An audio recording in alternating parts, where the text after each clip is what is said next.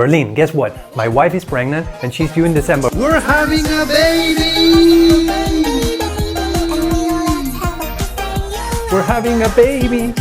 When it comes to parenting, I talk the talk, I walk the walk, and I dance the dance. So I'm gonna take some time off that doing to take care of my baby. Hurry up and click the link in the description below to book your appointment before I go on a daddy break in December. Hola, Pato.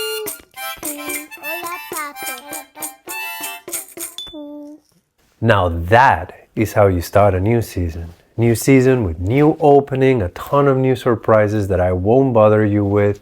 I think I won't make any more full episodes that are housekeeping and behind the scenes.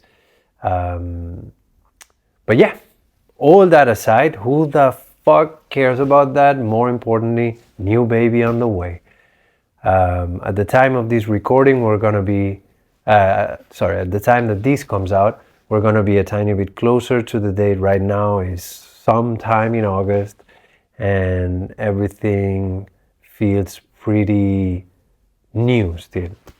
Not a lot of people know, of course, everyone in our surrounding, but not a lot of people have gotten an official announcement. So I feel like this goofy dance was my way to tell the world, like, hey, new baby.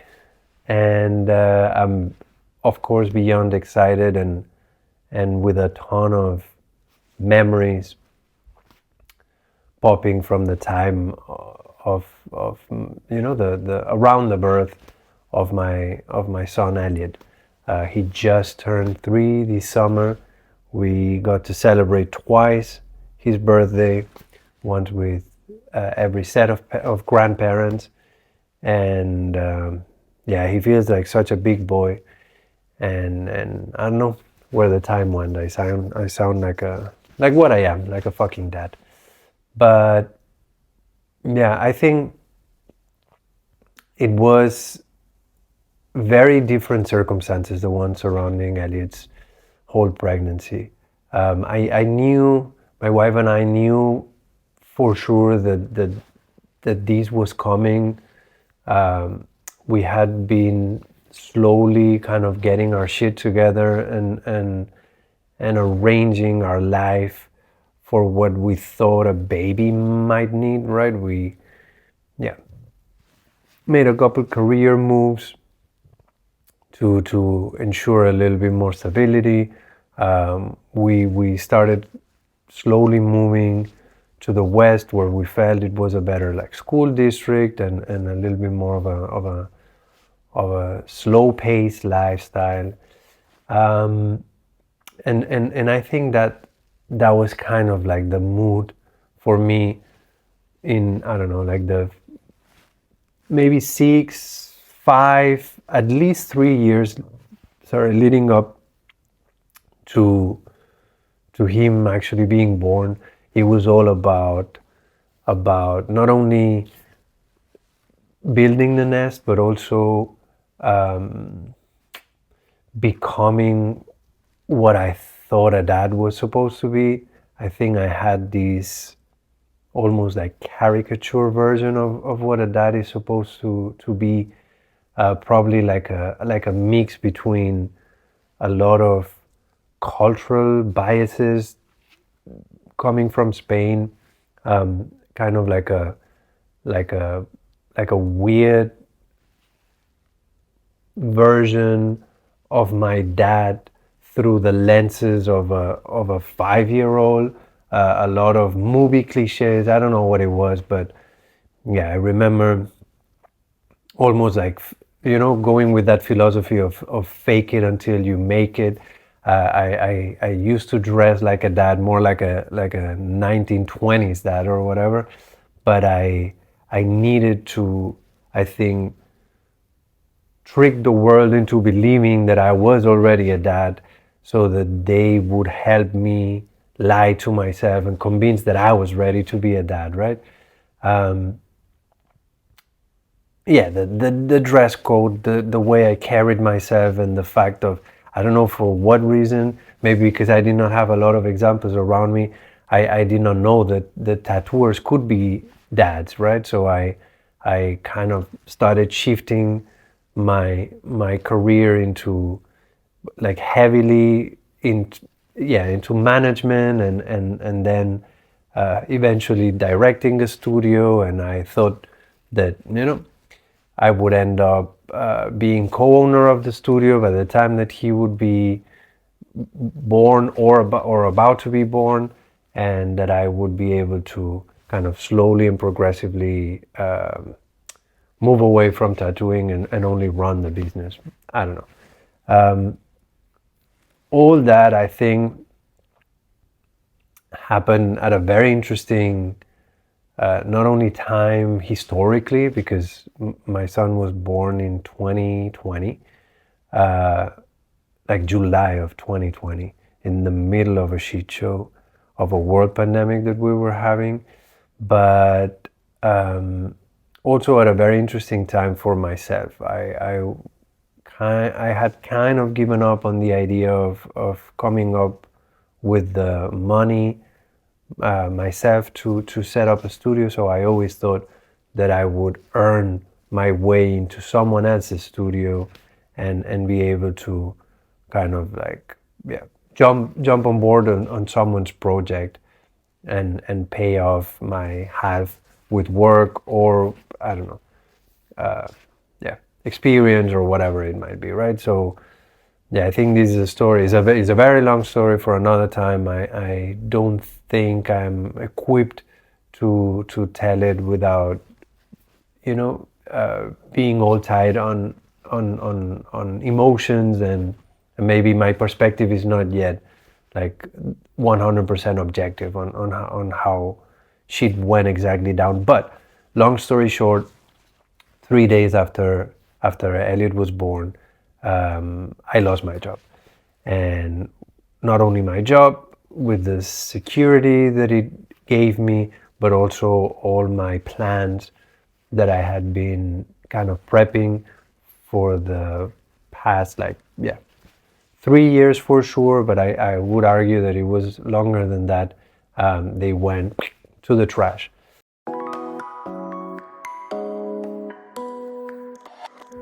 Today's episode is brought to you by Skillshare, the online learning community that's helped millions to learn cutting-edge skills, network with peers, and find new opportunities to launch their career. Every week I receive messages from people saying that they learned a lot from my rants, and I always tell them the same thing. You should not listen to anything I say, let alone try to learn from me. If you want to learn anything, you should really check Skillshare. Skillshare has tons of classes on things like illustration, video editing, marketing, graphic design, and social media. And trust me, that's just to name a few. And they all range in level depending on how much knowledge you have on each subject. Most of the classes offered at Skillshare are under 60 minutes, and their catalog is always growing with new premium classes by top-tier teachers, including a few celebrities. Sign up for Skillshare and start learning today. And as a special offer for our listeners, you can now get a 30% off your annual Skillshare membership by clicking the link in the description below and using the promo code annual30AFF. That is promo code ANNUAL, the number 30 AFF. Once again, for the morons like me that don't know how to spell and should definitely use Skillshare, ANNUAL, number 30 AFF. Today's episode is also brought to you by you. Well, not really, but it could be. We have finally launched our very own Patreon, so you can now become an official sponsor of Hola, Pato. We've set up different membership tiers so that our supporters can help us with as little as $1 for every episode. These will not only help us a lot, but it will also allow you to enter exclusive giveaways and gain access to our Discord. Now, full disclosure, we don't yet know how Discord works, but we'll figure it out. If you can afford a bit more and pay around $5 for every episode, you can join the next tier and become an official sponsor of the show. Sponsors will be credited in every episode, and on top of that, they will have all the benefits of a supporter plus exclusive discount codes for upcoming merch drops. And last but not least, those of you who are really invested in seeing this show grow have now the chance to subscribe to the top tier and become a producer. Producers will enjoy all the benefits of a supporter and a sponsor, and on top of that, they will receive exclusive behind-the-scenes updates and will be able to send feedback and suggest topics to make the show better. Head now to patreon.com/Hola Pato or use the link in the description below. Choose your tier and subscribe to your monthly membership so that you can start enjoying all the cool things we have ready for you. Once again, head to patreon.com/Hola Pato and become a part of our flock, aka La Bandada.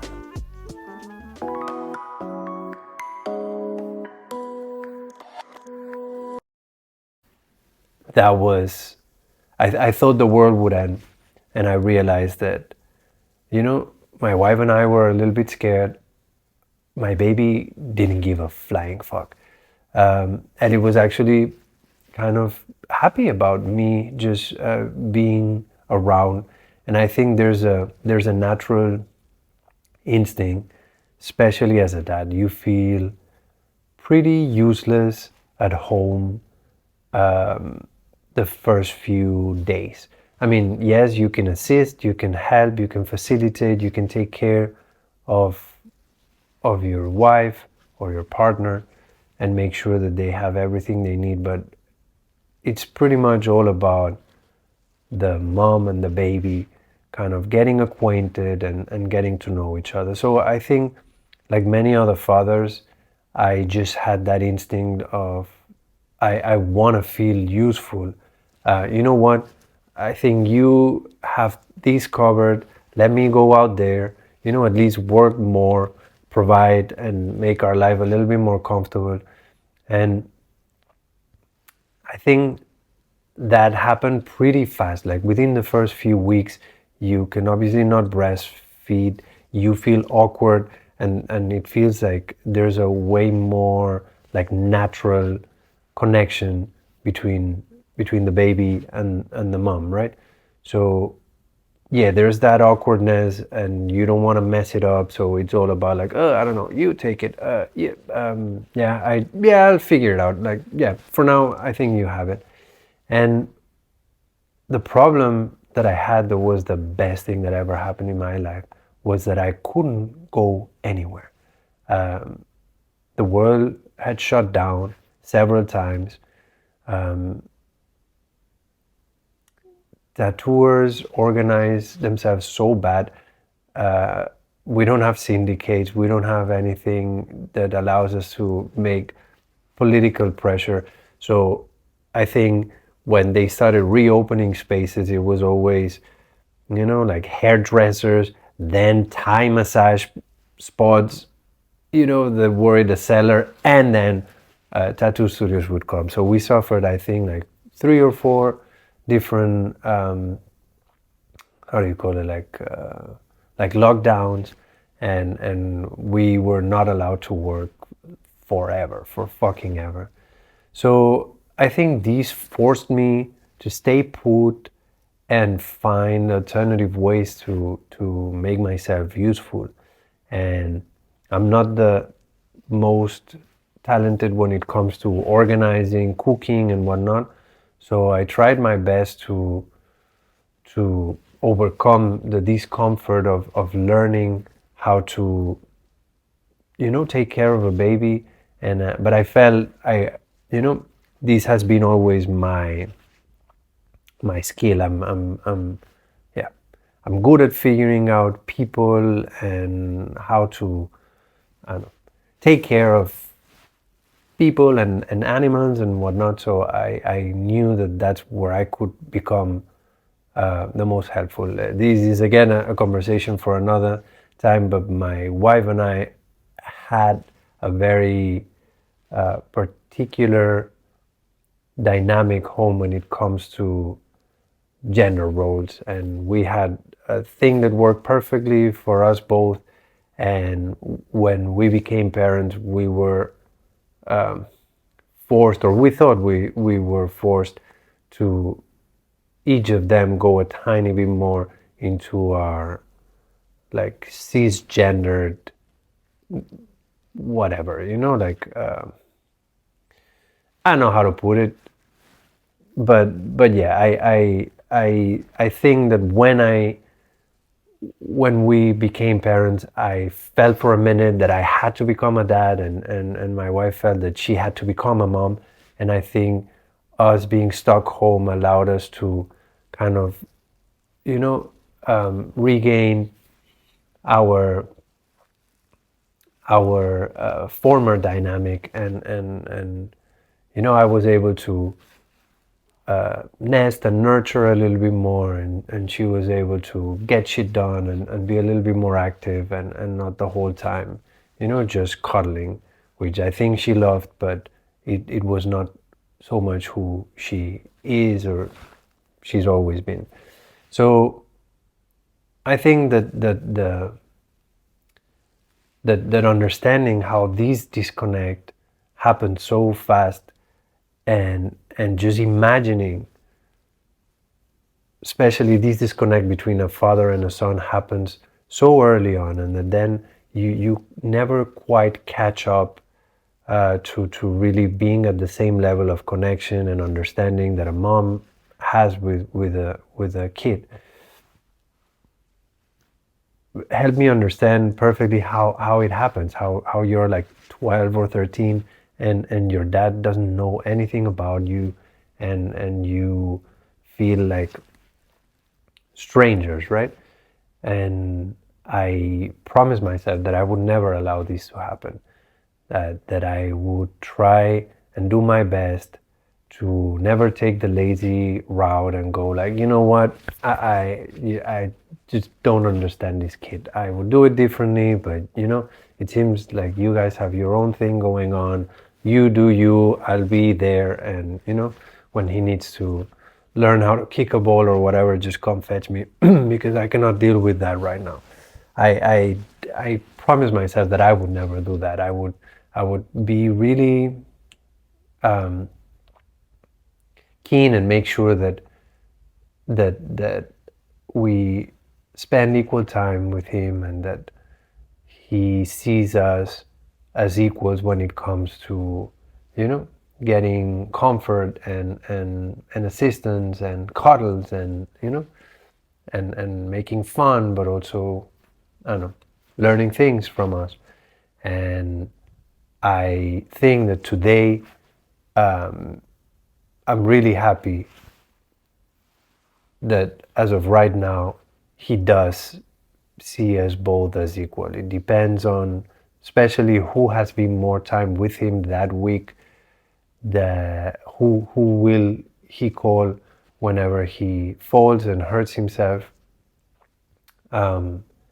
He wakes up in the middle of the night crying, and depending on which day of the week is and who has been spending the nights before with him, he will call randomly one or the other.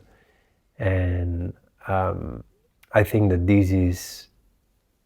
this has shown that you don't even need to have a ton of super engaging and interesting plans to do with him. It's literally just being there. And it sounds stupid, and it sounds obvious, and it sounds corny, but it is what it is. It's so true.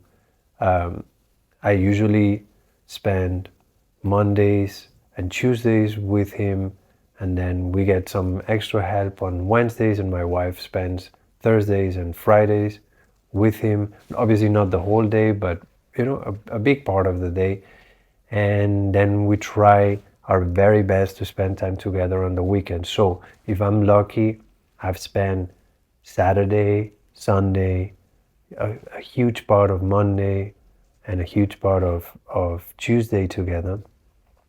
By the time Tuesday comes around, I feel like I have a telepathic connection with my son. I know exactly what that face means. I know exactly how he wants the fruit cut that week. And by the time Saturday arrives, I need to earn my spot again. They have their own little, inside jokes going on. They have their own little dynamic, and I haven't been there. So I have to work my way in, and every time that they're out or I'm out on a guest spot, the mountain that I have to climb is even higher. So I've learned my lesson with Elliott. Being there is not only the best thing you can do, but the only thing to really consolidate the relationship, especially these first like 3-4 years. And I intend to do the exact same with the new baby. This is why I don't care how much momentum this is getting, how much effort it will take to keep the studio up and running without me being involved. I don't care, you know, the the levels that I'm reaching in my tattoo practice. All that is secondary. I know for sure that I want to spend, if not as much time as I did with Elliott when he was a baby, even more.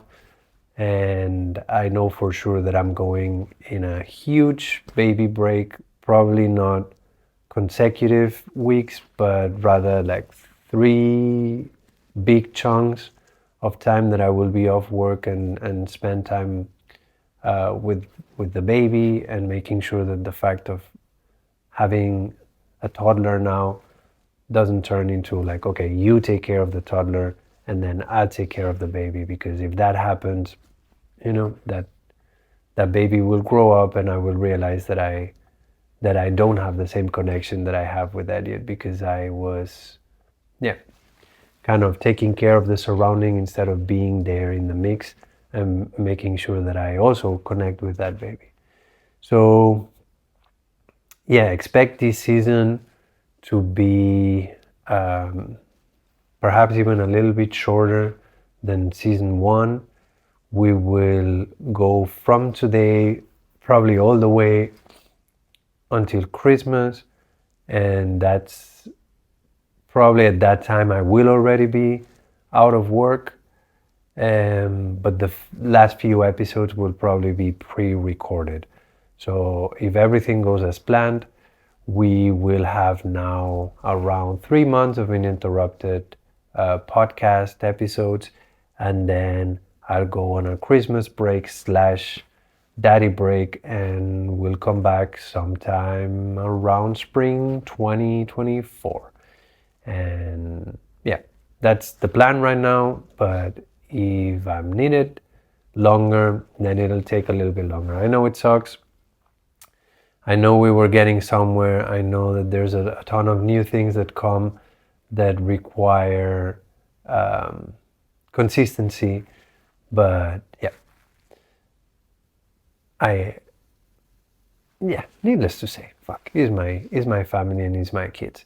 So we'll do the best we can with the time we have and take it from there. That's all the time we got today. As always, like, share, leave a comment, subscribe to our podcast and our YouTube channel, support us on Patreon with a monthly subscription, or make a one-time donation to our GoFundMe, which will still run for a little bit. I'll see you next week.